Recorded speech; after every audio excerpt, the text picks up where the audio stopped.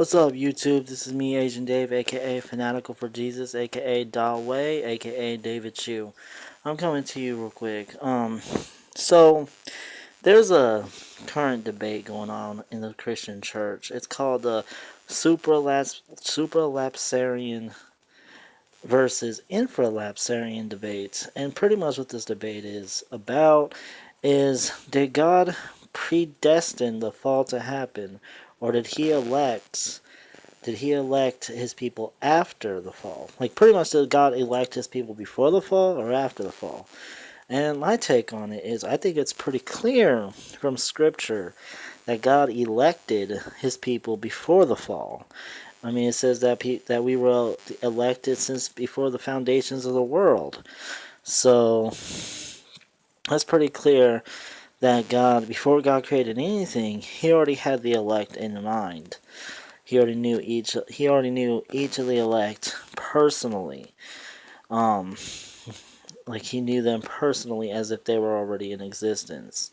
So my take on it would be that God predestined the fall to happen. Now, this leads to the question of, would this make God the author of sin? And I would say yes, God is the author of sin. But does this, on the other hand, take away human beings' responsibility for their sin and rebellion against God? No. Human beings are still responsible for their sin and rebellion against God. But the thing is, God, even though he predestined everything that happens in this earth, even our own personal sins. He predestines everything.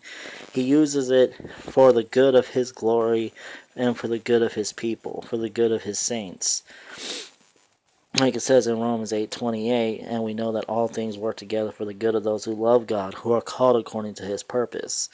So, while God is sovereign over the entire universe, over every single minute detail that goes on in this entire universe, man still does what they truly want to do. Mankind is as evil as they can be. Mankind is totally 100% corrupt in all their desires, all their thoughts, and their abilities. That's why they cannot, on their own accord, turn to Christ. They cannot, on their own, do what's pleasing to God. They can't.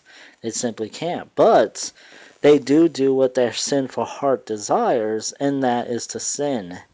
Now, I heard the best analogy that I've heard that has to do with God's sovereignty and humans' free will is, it's not that, think of two pies. It's not that God has 50% his will and humans have 50% their will. It's not like that. It is that humans have 100% their own will and God has 100% his sovereign will, and his sovereign will is overlapping our will. Like, it's overlapping our will. So while we still do what we want to do, God's sovereignty is still over everything that we do and everything that goes on in this universe. Now, that is hard for our human minds to grasp because we have a finite mind and you can't grasp the infinite. So it's a mystery. So God is the author of sin, but that doesn't negate the fact that that humans have personal responsibility for their sins. Now, why would God author sin? Because it was his plan before the foundation of the world to redeem a particular people to be the bride to his son, Jesus Christ, and to show his glory and his mercy through them. That was his goal from the beginning.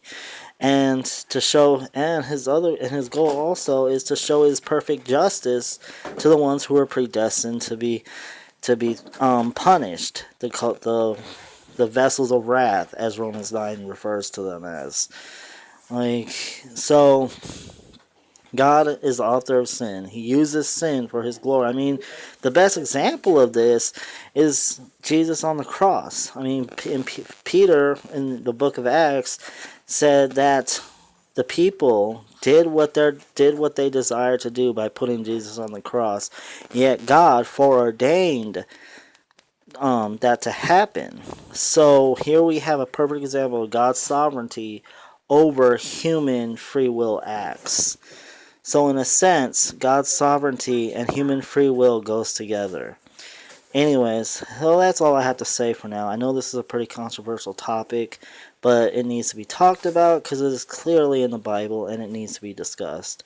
So let me know what you guys think in the comment section below. And as always, don't forget to rate and subscribe. I make videos as much as I can, so you won't be disappointed. Anyways, have a good day. God bless you, and stay awesome, Gotham. Deuces.